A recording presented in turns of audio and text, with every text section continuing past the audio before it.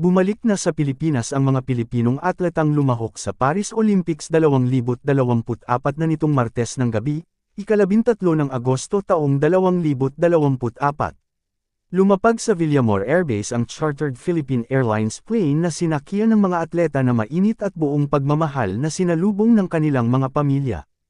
Lumabas sa social media ang mga larawan ng mga atletang magiliw na yakap-yakap at hinahalikan ng kanilang mga kamag-anak. Pero ang pamilya ng two-time Olympic gold medalist na si Carlos Yulo ang hinahanap ng mga kababayan nating masugid na sinubaybayan ang kwento ng hidwaan nila ng kanyang ina na si Angelica Yulo.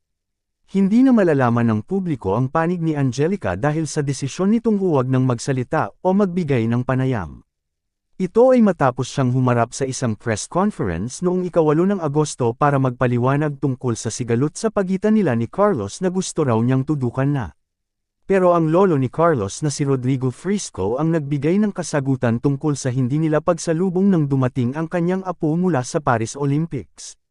May kontribusyon si Rodrigo sa tagumpay ni Carlos bilang Filipino gymnast dahil siya ang nagdala sa kanyang apo noong maliit na bata pa ito sa Rizal Memorial Coliseum para makapag-ensayo sa Gymnastics Association of the Philippines.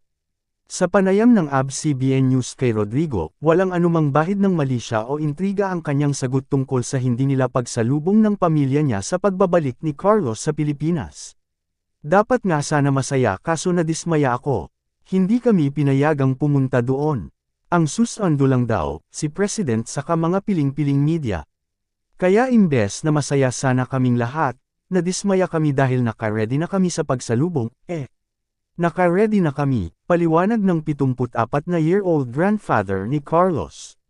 Nang tanungin kung sino ang nagsabing huwag na silang sumalubong, sagot ni Rodrigo, nag-text daw sa papa niya na huwag na daw kaming sumama sa pagsalubong.